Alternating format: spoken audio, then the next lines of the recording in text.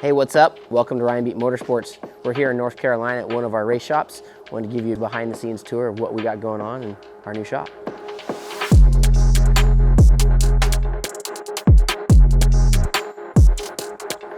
So still work in progress, right, as we just moved in. So this is going to end up being our shock room, our gear room, where we build all of our shocks in-house, as well as our gears, third members, converters, stuff like that. So we do all that here and assemble everything here. As we move on out of there, kind of have a big general area. We'd like to try to keep things super big and open so we can kind of set the tone for what we need to do for the day and move stuff around as we need it and create room. Moving on over here, kind of set this up as kind of one of our prep bays. And we got Carson Parrish's Pro Light here right now. We got racking with shelves built into them where we're building some stainless steel countertops for them, toolboxes, you know, all the stuff that goes into running the race team.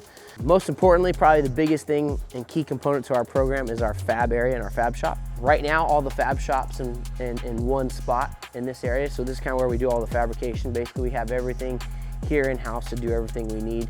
We do have a laser cutter. Sean Geiser laser cuts all of our parts for us and ships them to us.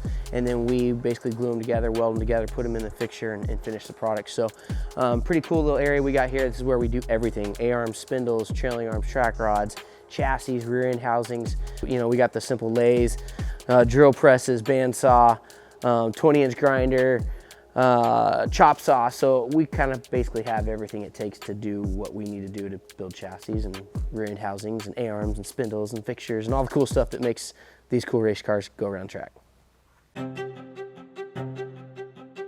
Obviously, in such a competitive sport, to win championships and races, you got to have all the key components coming down to, most importantly, the right vehicles. So that's where we've chosen to take on the super beast of building your own chassis and making sure everything that you have and want is correct. So here we have displayed two of our new Pro 2 designs.